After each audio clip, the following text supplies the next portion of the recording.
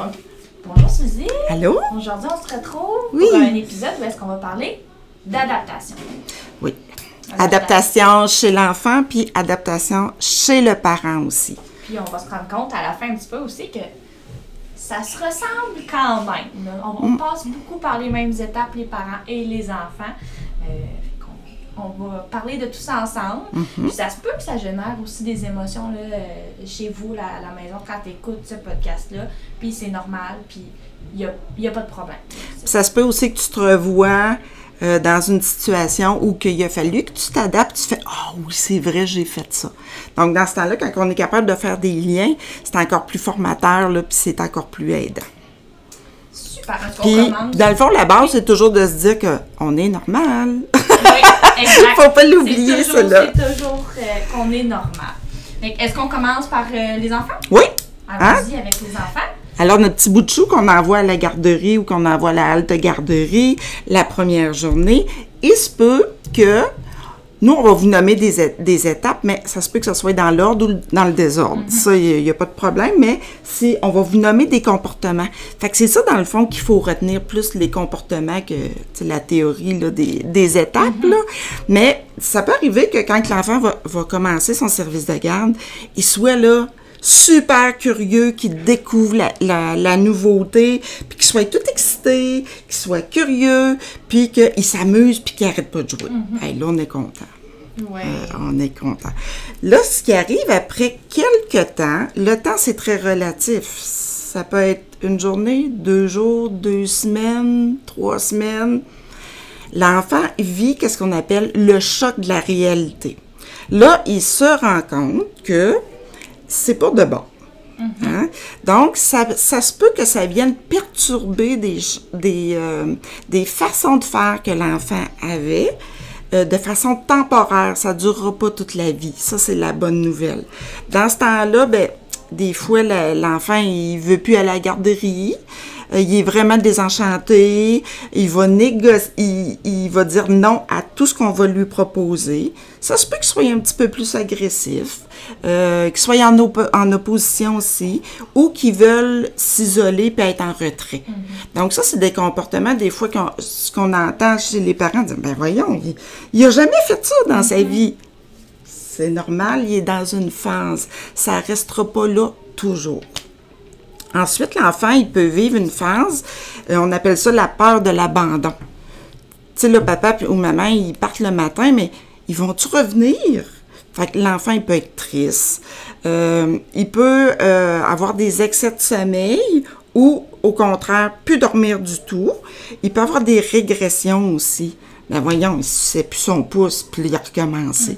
Ça se peut. L'enfant, il essaye de sécuriser, mais ça, c'est un laps de temps. Et ensuite de ça, quand on voit que l'enfant accepte son milieu, c'est que l'enfant, maintenant, il joue. Il va participer, il va être social, il va rire, il va laisser son parent le matin. Ça, dans ce temps-là, on peut dire que la boucle de l'adaptation est faite.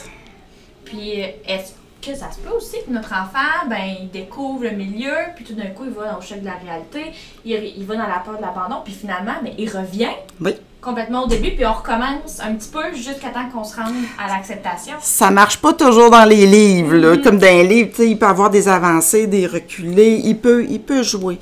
Mais dans le fond, ce qui est important, c'est de rester en communication avec l'éducatrice et aussi de partager à l'éducatrice qu'est-ce que votre enfant aime faire, tu sais. Fait que dans ce temps-là, on est capable de placer des choses dans lesquelles l'enfant, il se sent sécure et ça va l'aider à s'adapter.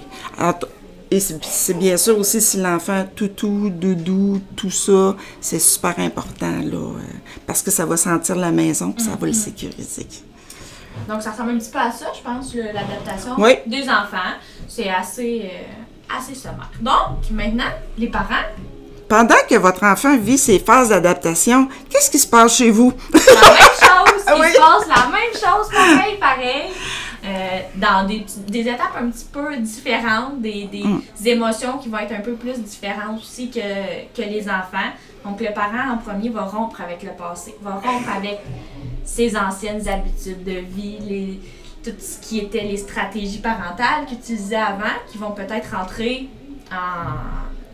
en conflit avec celle de la garderie ou avec celle du service de garde. Il va y avoir de l'incertitude aussi. Oui. Qu'est-ce qui ça se passait comme ça avant? Maintenant, là, il va à la garderie, mais là, je peux plus faire qu'est-ce que je voulais, comme je voulais. Et il va y avoir de la résistance aussi, parce qu'on est bien dans le confort. L'inconfort, ça fait peur. Oui. Fait qu'on est bien dans le confort. Puis, certains parents aussi vont demander plus de questions à ce moment-là. Bien, vous faites ça comment à la maison? Moi, je fais ça, blablabla. Puis, c'est vraiment dans cette phase-là que les parents vont poser beaucoup de questions. Ensuite, on va explorer les nouvelles façons de faire. À ce moment-là, les gens ils commencent un petit peu à accepter ce qui se passe. On est encore un peu dans la résistance, mais on va questionner. OK, c'est quoi les pratiques que je peux faire? On s'initie aux nouvelles pratiques de la garderie, aux nouvelles routines aussi, des fois, de dire, ben moi, j'avais pas de routine de dodo, mais là, à la garderie, il y en a une. On va essayer de s'arrimer avec ça, par exemple. Puis, ils vont trouver les moyens pour le faire.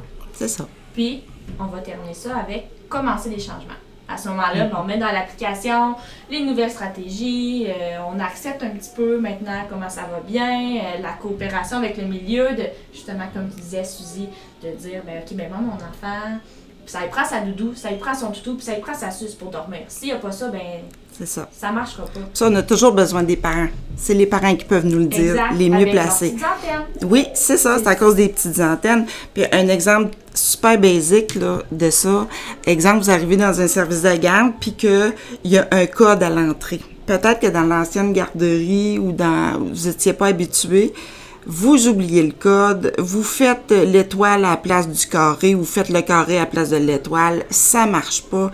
Vous trouvez que c'est du taponnage, mais à force de le faire, ben coudonc, le code, il va vous rentrer dans la tête, puis la procédure, puis peut-être qu'un jour, c'est vous qui allez aider un nouveau parent. Donc, dans ce temps-là, on se dit, ben coudonc, j'ai passé au travers. Je me suis adaptée. Ce qu'il faut retenir, dans le fond, c'est que l'espèce de phase où que l'enfant a son choc de la réalité, puis où que le parent, lui, il rompt avec le passé, arrive à peu près en même temps. Donc, on vit un petit peu les mêmes émotions en même temps. C'est ça. Donc, la personne qui peut être comme un peu un phare pour vous aider, normalement, c'est l'éducatrice parce qu'elle n'est pas impliquée émotivement. Donc, elle va vous rassurer, elle va rassurer l'enfant. Puis, à force de vivre jour le jour et de communiquer, parler, c'est comme ça que le changement va se faire. Oui, puis que l'adaptation va se faire aussi dans un climat agréable pour l'enfant, pour le parent, puis de dire que c'est normal de passer par ces étapes-là, puis de devoir rompre avec le passé, que c'est normal, que c'est pas... Donc, un peu comme l'analogie qu'on a faite dans l'autre... avec l'éponge. Avec l'éponge, c'est exactement ça. Tu sais, il y a quelqu'un qui va vous aider à mettre des petites gouttes d'eau qui va faire que votre sécurité affective va se placer, puis, dans le fond, ça va rouler, là...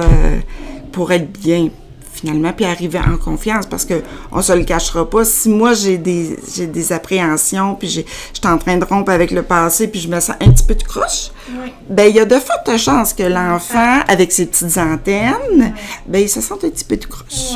Donc, c'est ça, c'est des phases qui sont normales.